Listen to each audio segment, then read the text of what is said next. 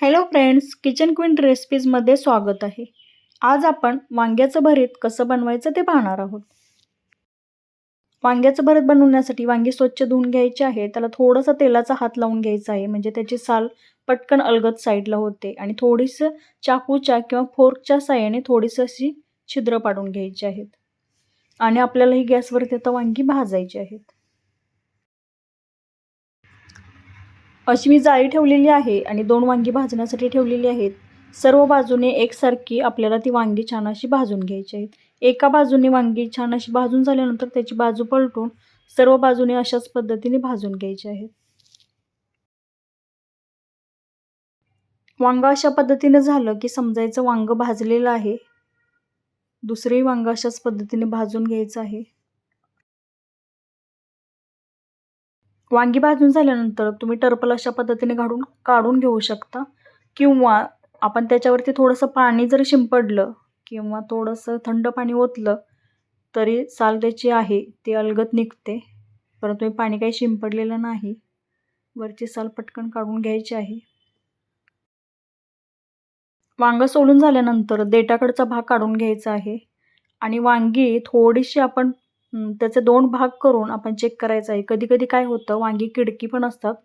बाहेरून जरी नाही दिसलं तर ते आतून कदाचित कडकी असण्याची शक्यता असतात. त्या वांगं फोडून व्यवस्थित चेक करा आणि नंतरच भरीत बनवायला घ्या.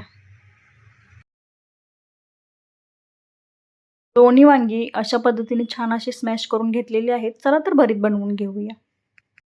गॅसवरती पॅन गरम करण्यासाठी ठेवलेलं आहे. त्यामध्ये साधारणतः 2 ते 3 चमचे तेल घालायचं आहे. हे मोहरीचं तेल असल्यामुळे तुम्हाला असं दिसत असेल. तुम्ही जे तेल स्वयंपाकासाठी वापरता ते घालू शकता. मोहरीचं तेल जर वापरत असाल तर ते थोडंसं जास्त प्रमाणात ते आपल्याला गरम करायचं असतं. तेल गरम झाल्यानंतर अर्धा चमचा त्यामध्ये मोहरी घातलेली आहे. मोहरी छान अशी तडतडल्यानंतर अर्धा चमचा त्यामध्ये जिरे घालायचे आहेत.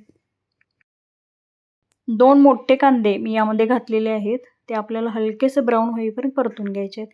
भरीत बनवत असताना कांदा जास्त वापरायचा आहे.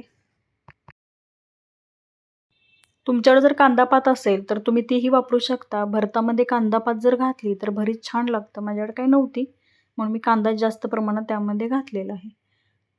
त्यामध्ये अर्धा चमचा हळद घालायची आहे.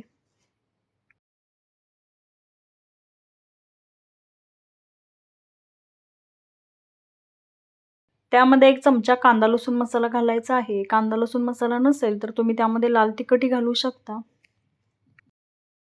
थोडंसं आपल्याला परतून घ्यायचं आहे. मंद गॅसवरतीच मी हे छान असं परतून घेतलेलं आहे.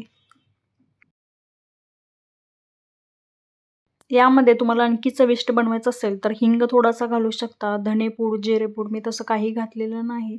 वांगी छान अशी स्मॅश करून घेतलेली आहे. ती त्यामध्ये आपल्याला आता परतून घ्यायची आहेत. सर्व एकत्रित छान असं मिक्स करून घ्यायचं आहे.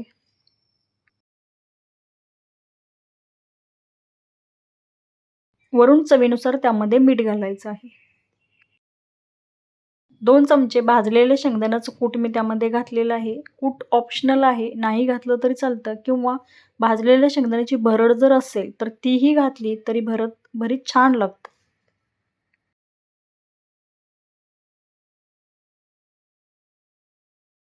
भरीत बनवत असताना जर कोथिंबीर आवडत असेल तर थोडी जास्तच वापरा, कारण कोथिंबीर भरतामध्ये छान लागते. भरीत चविष्ट जर बनवायचं असेल तर कांदा आणि कोथिंबीर त्यामध्ये जास्त प्रमाणात घालायची.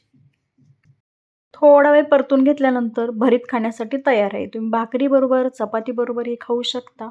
अशा पद्धतीने भरीत नक्की बनवून बघा. खूप छान चवीला अप्रतिम लागतं. वांग्याचं भरीत ही रेसिपी आवडली असेल तर नक्की लाईक करा. अशाच नवनवीन रेसिपी पाहण्यासाठी किचन क्वीन रेसिपीज या चॅनेलला नक्की सबस्क्राईब करा. व्हिडिओ पाहिल्याबद्दल धन्यवाद.